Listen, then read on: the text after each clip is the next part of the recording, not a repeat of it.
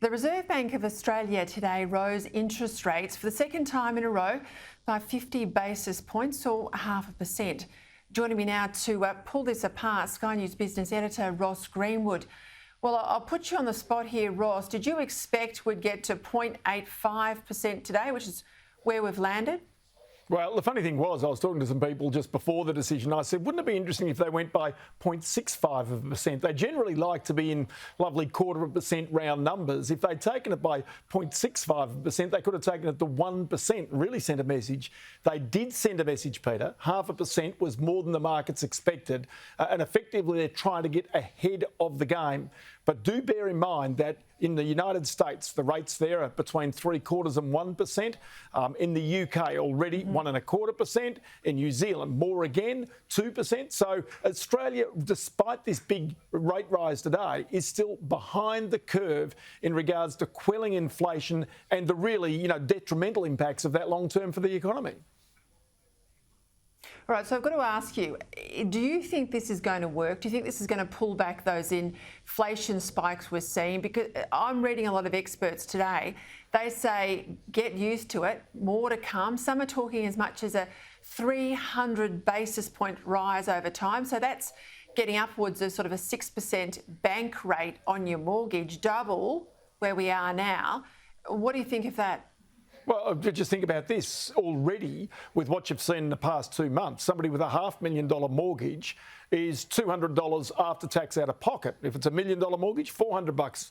So therefore, by the time we get out to a cash rate of, 2.5% or 3%, something of that nature, you're going to see a typical family being out of pocket, if $1 million mortgage, of close on $60,000 a year after tax. Where's that money coming from? So that means that these interest rate rises themselves have got to feed into other aspects of life. If you're a business and your interest rates are rising, you have to put your prices up even faster. So one of the problems of raising interest rates to quell inflation is you might create more inflation. And that's where the governor of the Bank of England has said they're on a very narrow path. And if they make mistakes, they could slip off into recession. The same thing here in Australia. We're on that same narrow path. And even though in Australia we are technically better off because we've got more people in work in this country proportionally than they do in other parts of the world, the fact of the matter is what you would not want, the worst case scenario, is for an employer to say, I'm making less money, less profit, and as a result, I've got to make a decision to save costs, and that would mean rising unemployment. That would be the worst scenario for Australia, there's no doubt.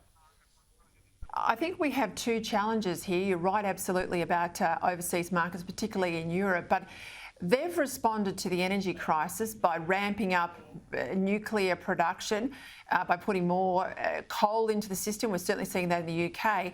We're still fighting coal and demonising coal. We certainly haven't got a nuclear option here in Australia.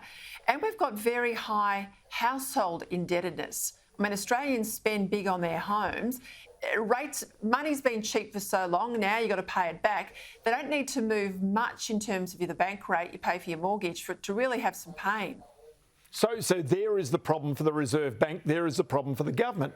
The government says that it will now, and I spoke with Jim Chalmers today, and he says, well, we're going to have a cost of living package in the budget that comes out in October. And you say, well, that's okay, but that also adds to inflation.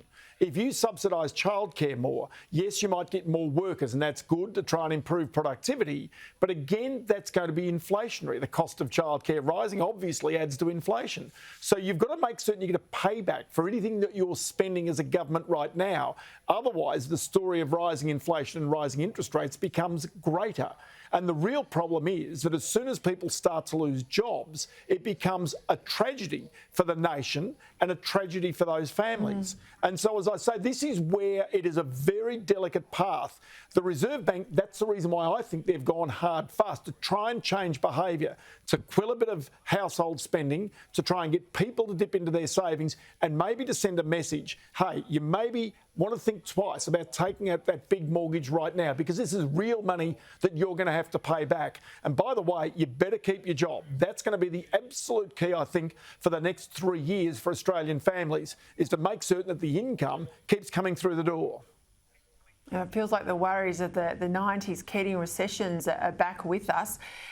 We'll see what happens. And that budget we're getting from Jim Chalmers now in October, it's going to loom as a big test. Ross Greenwood, thank you for your time.